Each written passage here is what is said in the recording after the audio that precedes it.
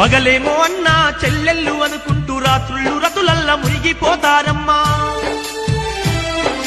వావి వరసలు మచ్చు కన్నా లేక మానవత్వమే చచ్చిపోతుందమ్మా. అతి తిండి అతి నిద్ర వల్ల ఈ జనులు విపరీత వ్యాధులతో బాధపడతారమ్మా. ఓ తల్లి అచ్చమ్మ నా తల్లి అచ్చమ్మ కాల జ్ఞానాన్ని చెబుతున్నా వినవమ్మా. స్థిర నివాసము అన్నది లేక ప్రజలు రోజు సంచరిస్తుంటారమ్మా.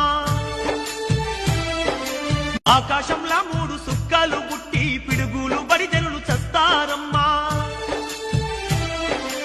ఓ తల్లి అచ్చమ్మ నా తల్లి అచ్చమ్మ కాల జ్ఞానాన్ని చెబుతున్నా వినవమ్మా.